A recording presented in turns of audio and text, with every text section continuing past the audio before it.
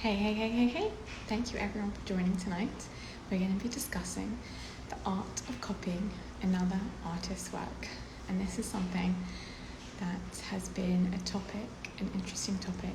It's been something that I've thought about for many years, especially in my creative practice, where I've been really always looking at what I'm working on, what my fellow artists are working on, and it's always been something that kind of was a complicated topic, the art of copying another artist's work, and it's been something that then I kind of uncovered a lot of secrets to this topic. I put together a kind of a class on this. Gosh, I won't even tell you how long ago. How long ago it was. It was so long ago, and I was so nervous to, talk about this and present this, and I have kept pushing it off. So, for example, I kind of knew that I was going to be talking about it tonight, and then I made sure not to tell anyone until last night because, just so hopefully it's like no one would actually join this. And then I was meant to do it at 9 p.m. and then Abby Wolin's class was, at the same time as that, and I was like, okay, well, I'll just scrap it and just not actually do this, not actually talk about it. But I was like, come on, okay, here we are. And actually it turned out for the best, because when I joined Abby's class an hour ago, she showed on the screen like photos together with her talking, and I literally, I'm just waving at people, and I literally was like, oh my goodness. Part of the reason why I was so nervous about this class is there's a lot of photos involved. Put together a beautiful presentation on my laptop, but I just couldn't figure out how to do the screen and the laptop. And anyway, so now it's all sorted, so I feel much more confident. We are going to really present tonight from the perspective of someone who is buying art, someone who is collecting art. You guys are the ones that really lose out when people copy other people.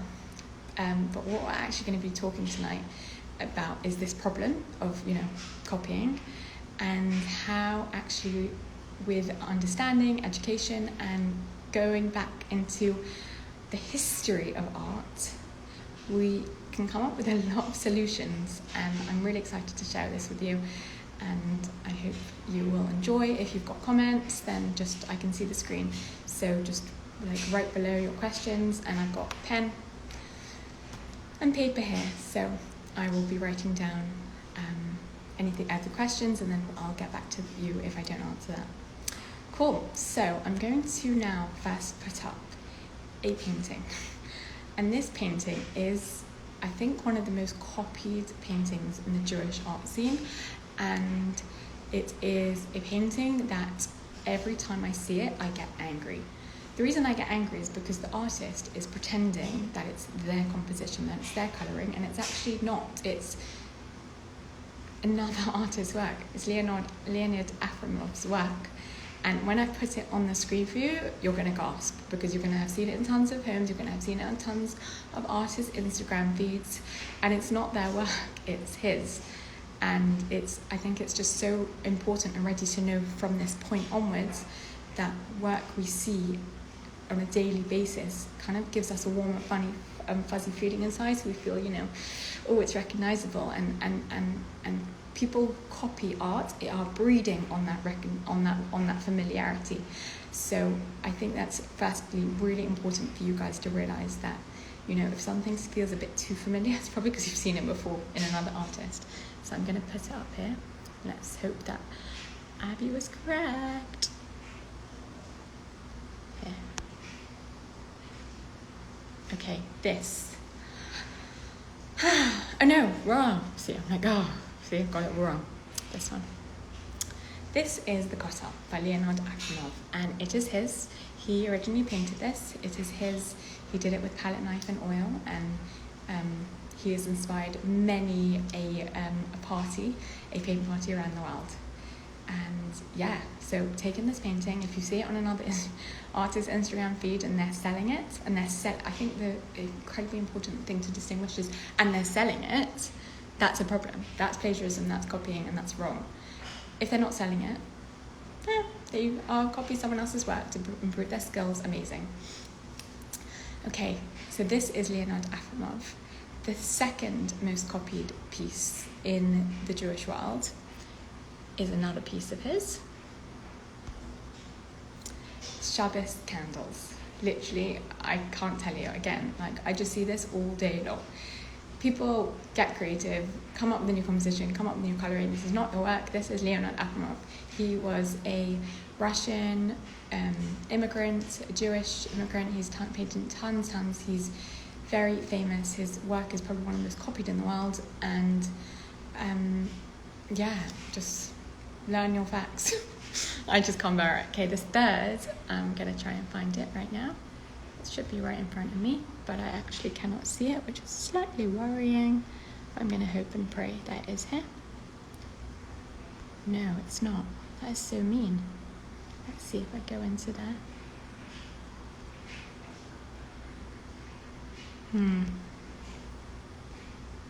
The third piece is a piece, you can see it, but it's not showing up. See what I'm talking about is because once you've seen it, you'll know. And then you're going to have recognized it on another person. It's a painting by Osnat Sadok. It is a man in a tallis, and he is kind of facing to the side, and that again is just like so popular and copied, and it's just so we've got kind of our story so far, and the importance of coming up with fresh original ideas, and the importance of really thinking outside the box. And I guess from my perspective, 2017 to 2018, I really wanted to had like a snareist block for my home, because I didn't really like what was out there. And I'd seen Watertower Collection had done, a lucite panel, and I thought that was quite an interesting concept. And but I don't want to do exactly the same, so I created my block into thick acrylic block, and actually with colourful, and it was the first on the market, and I was so excited about it. But actually, as time has gone on since then, it hasn't been copied, because I didn't think my stuff would be copied that well. But that thick, I made so sure to not do a thin acrylic panel like the Watertower Collection, and I did my thick freestanding lucite acrylic block to differentiate between the two, and that's just been copied more and more. But actually it becomes nuanced, because did the people mean to copy me, or did they just think, oh, that's a clever idea, and they're going to put a creation of them on? And the conversation becomes even more nuanced when let's go back to the Afremov picture, which is just so famous. Any of these really, let's say here. And I'm going to show you another artist. And he lived at the same time as Afremov, and his name was Daniel Wall. And you are going to get a shock, because his work is exactly the same. I don't know, what goes around comes around. There's something to say about the fact that Afremov's work is so copied around the world, and yet I'm not 100% sure, and I've looked into this extensively, and no one in the art world is 100% sure whether Afremov's creations were his own, or he just copied Daniel Wall. And Daniel Wall, I can continue showing you, but it's practically the same as Afremov, which is kind of scary, weird. So we've kind of got our beginning, which is the problem of copying art and lack of expression, the fact that a painting has the soul of the artist in it, and if you just copy that piece of work, it's going to just be kind of soulless, because it's just a replica of that original piece, and the soul of the new piece is just, there's nothing there, because it's not representing you on the canvas. It is just a replica, which is such a shame. So I've struggled with this, because the art world, and especially the Jewish art world, seem to be quite quite a lot of competition. People weren't really supporting each other, and it seemed quite, not a world I really wanted to be a part of. And then I was part of a group one day, and a wonderful lady called Pal was going through the history of art with us. And I guess I need to probably just pause there and give you a background into my art experience. So I am a British Jewish contemporary artist, and I specialise in, I'll turn back to this, I specialise in bold, bright, luxurious art, kind of my purpose being like to turbocharge the soul. And I discovered the transformational power of art on our walls when my eldest was stillborn, and I really needed to surround my environment with bright, positive messaging to get me through the day. I studied at the Working Men's College of Art, Hammersmith School of Art. I studied actually finance, but a lot of my modules were art, finance, so that, it was kind of both the creative side, and I also did the financial side, the valuation of art, the problem with lineage, etc., etc. And I paint a lot. And I love art history. So I'm a bit obsessive. I go to galleries, museums all day long. I love it. And therefore this topic has always fascinated me. But it was only once I actually had a class with Pal when she was just going through, this is nothing to do with that topic. She was going through art history. She was just going through, just lineage and history and the artists and kind of how we've got to Atticat, which is the most famous type of art form we have today. And I suddenly turned to her, and I'll show you the piece that she was talking about at the time.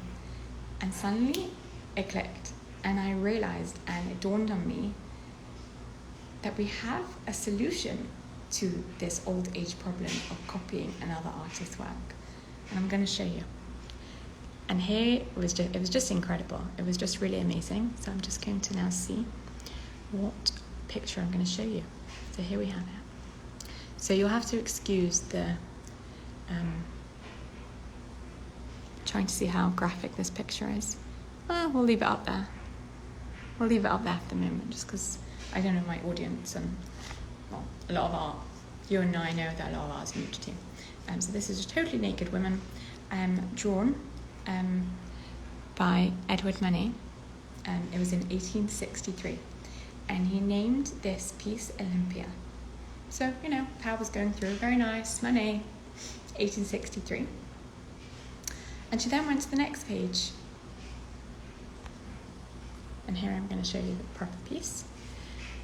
And here we have for Cezanne, 1873, so just 10 years later. And he's painted the painting on the right-hand side, which is kind of, again, sorry, if you don't want to see naked women, look away. But he's painted this naked woman, basically taken inspiration from Manet's work, and then just drawn colouring around it. And not only that, but he's had the audacity. Manet had called his piece of art Olympia. It was based on the Olympia, the goddess. And Cezanne, 10 years later, has called his piece a modern Olympia. And everyone else just carried on, la la la la la, Pal's talking about the history of all it is, and I'm like, hello, does anyone see, I'm just waving at people, sorry. Does anyone see, this is crazy, this is mad, this is a copy.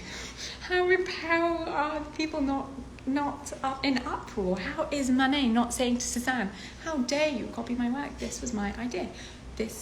It's my idea of the painting, of the concept, of the model. Yes, very nice. You've surrounded this naked woman with a load more colourful elements around it to represent more about Olympia, but this is my piece of work. And let's go on. We then have another piece. I'm trying to see if I could do it in time order. There's the work. Here it is. We have here, and I don't know, can't really see on the screen. Let's see if I switch it. No, it goes a bit weird, doesn't it? Look at that. It's like convorting. We have here, this was, if I recall, it was painted basically exactly the same piece. So you can't really see on the screen because it's kind of messed it up. But if you look to the, maybe it's meant to be because again we have naked people, but if you see on the left hand side there is that same original painting, and then Cezanne at the top has painted his representation of that exact painting with the same composition, and then Matisse at the bottom has painted his composition, and they are basically the same. It's these naked people with this arch thing, and like, hello, they are both born at the same time. No, sorry, I lied. 1905, so they're both painted at exactly the same time. What is going on? What is going on? And then this was like, literally, I could not cope with life when Pau showed me this. And like, everyone was just like, la la la, and I'm like, whoa.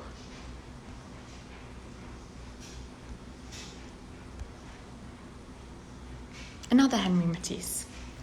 And here we have at the top, and again, it's a shame because it hasn't shown it correctly. At the top here we have Titian, I think his name was. He's painted the Bachelor of the Adrians, and this is a painting that actually doesn't even have a date because it's so old.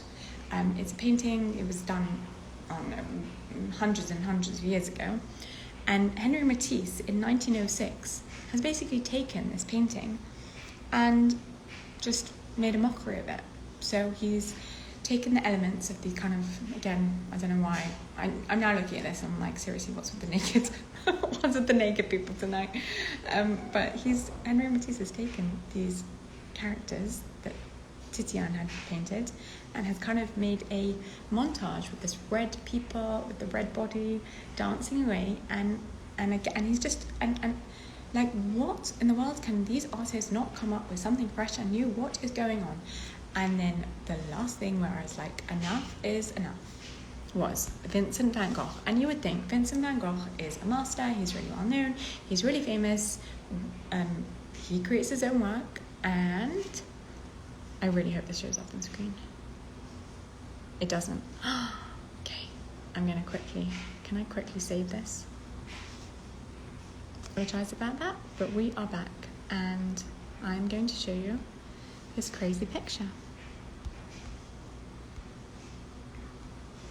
Vincent van Gogh had the audacity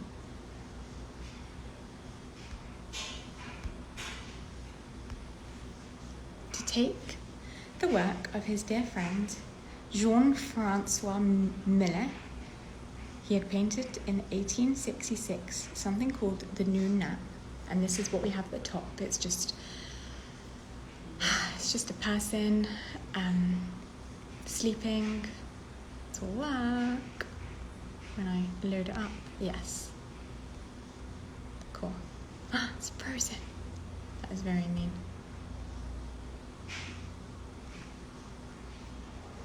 It's not worked. And it's meant to be.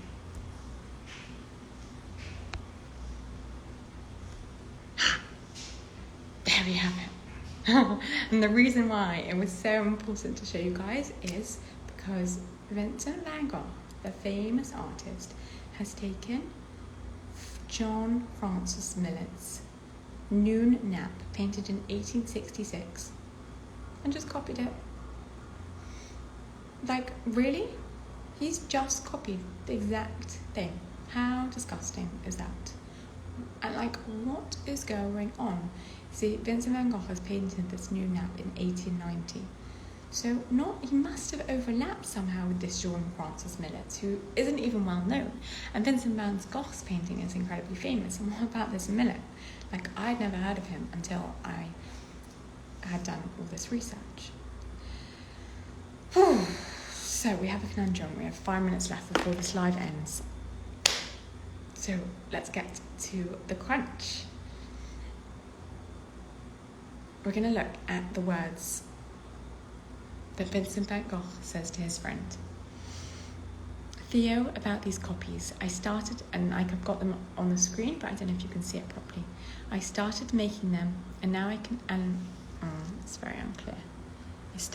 and I started making them, and now I can find that I can learn from them and get that comfort. My brush then moves through like a string of violin, completely for my pleasure.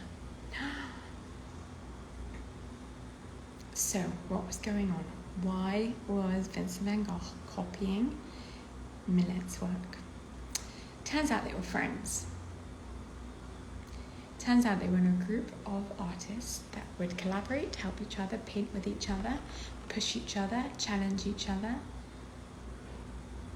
copy each other, and not for necessarily for financial gain, although all of them then would end up selling their work for, a nice amount after they died.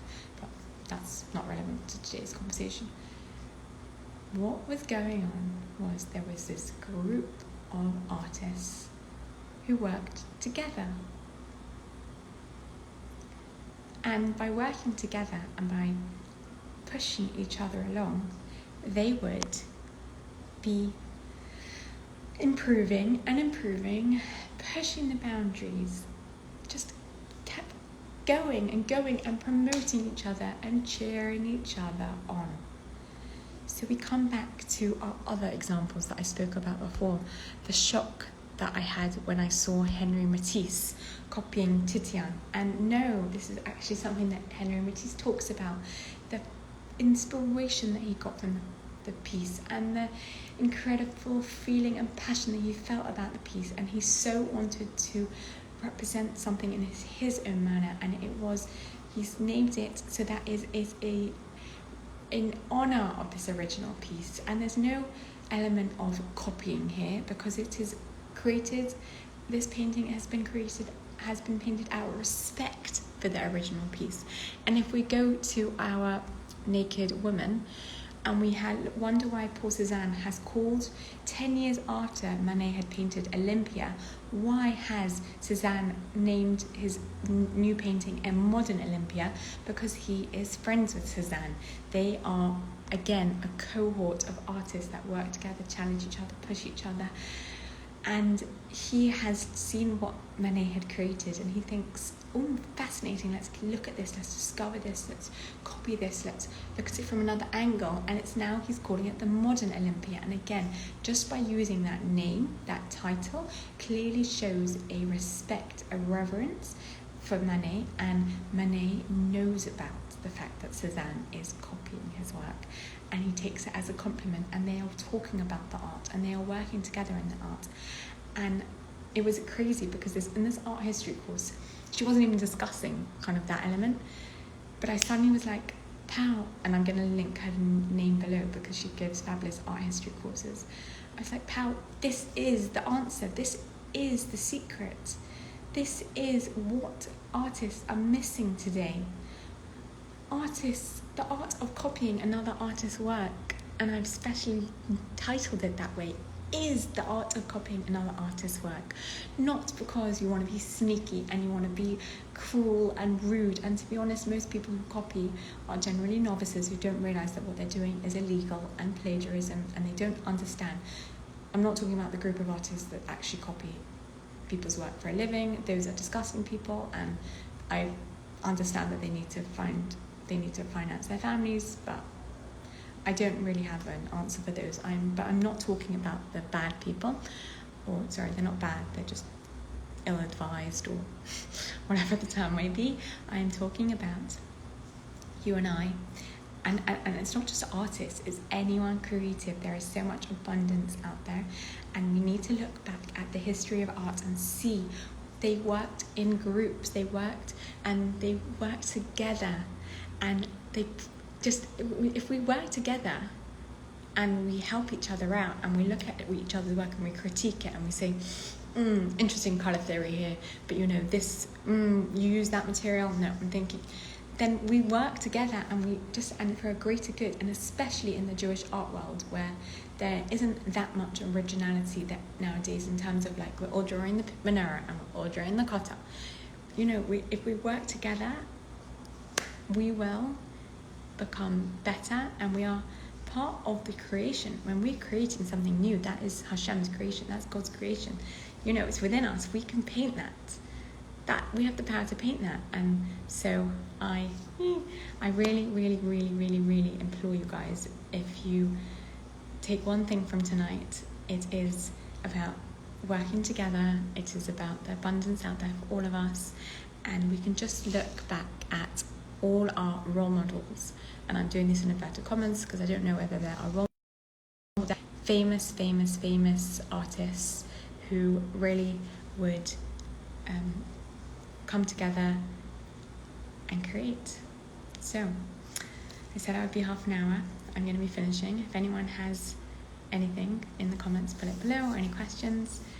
Otherwise, I'm looking at my notes and I think that's it. Cool. Any other questions? Otherwise, we are done. I'm going to put this as a saved video, so I would really, really implore you guys, all the lovely people who have watched this, to share it, because I think it's going to help a lot of people. It definitely helped me, and my art, like my art practice, just pivoted 300. Like, it was just a revolution once I had discovered this, and it really, please God, will help all of you to paint better, create better, work together better, and we should all have a wonderful year. Lots of love to everyone, and thank you for joining. Have a good night.